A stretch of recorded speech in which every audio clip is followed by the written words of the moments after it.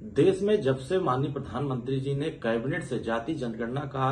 प्रस्ताव पास कराया है, तब से जाति जनगणना का श्रेय लेने की होड़ सी लग गई है। विपक्षी दल इतना परेशान हो गए हैं कि ये श्रेय विपक्षी दलों को मिल जाए। लगातार मैं देख रहा हूं कि कांग्रेस पार्टी वो अपने श्रेय लेने के लिए परेशान है, समाजवादी पार्टी वो खुद श्रेय लेने में परेशान है, और तमाम इनके जो इंडी गठबंधन के जो सहयोगी दल हैं ये भी परेशान है कि हम इसका श्रेय ले लें। वास्तव में जब इनको श्रेय लेने का समय था तो इन्होंने श्रेय लेने के लिए काम नहीं किया। अगर ये काम किए होते, राष्ट्रीय पिछड़ा वर्ग आयोग को संवैधानिक दर्जा दिए होते, चाहे डॉक्टर छेदीलाल साथी की रिपोर्ट लागू कर दी होते, चाहे काका कालेलकर आयोग की रिपोर्ट लागू कर दी होते, चाहे मंडल कमीशन की जो 22 सिफारिशें उसी को लागू कर दिए होते, तो शायद इनको ओबीसी वर्ग या देश के लोग इनको श्रेय देते। लेकिन जिन कामों को लंबे समय तक कांग्रेस और तमाम विपक्षी दल मिलकर के सरकारें चलाते रहे, जिन कामों को इनको करने का वक्त था, तब इन्होंने इनके ऊपर ध्यान नहीं दिया। जब 94 साल बाद देश के प्रधानमंत्री ने इच्छा शक्ति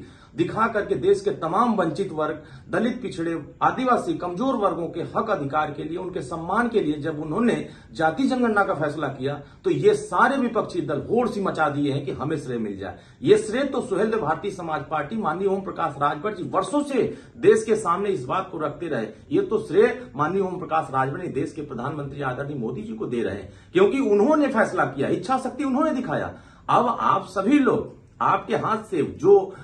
एक शिगुफा चल रहा था, जो वोट के लिए आप लोगों ने सौदेबाजी कर रहे थे विपक्ष के लोग, आज वो सौदेबाजी बंद हो गई। अब देश के सामने ओबीसी वर्ग भी देख लिया कि हमारे हक के लिए, हमारे हिस्से के लिए, हमारे सम्मान के लिए कौन बोल रहा। अब तो ये देखना होगा कि रोहिणी आयोग की रिपोर्ट लागू कराने के लिए कौन ऐसे विपक्ष के दल के नेता हैं जो मुखरता से बोलते हैं कि जो अति पिछड़े वर्ग के लोग हैं, जो अति दलित लोग हैं, जो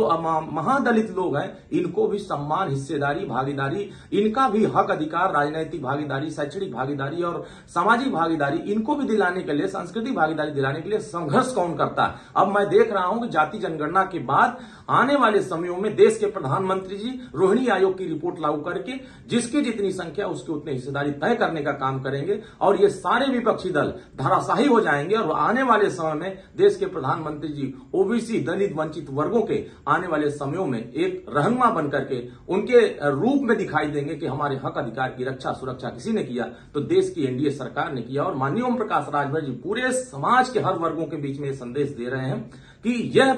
काम, जो काम कोई नहीं किया, वह काम देश के प्रधानमंत्री कर रहे हैं। इसके लिए माननीय प्रधानमंत्री को धन्यवाद, माननीय ओम प्रकाश राजभर जी को धन्यवाद, और सुहेलदेव भारतीय समाज पार्टी के तमाम जाबाज कार्यकर्ता जिन्होंने इस आवाज को आवाज में मिलाने का काम किया और जमीन से लेकर सदन तक आवाज को पहुंचाने का काम किया। ये आज उसी का प्रतिफल है कि आज देश में एक ऐतिहासिक फैसला और देश के सामने ये दिखाई दे रहा है।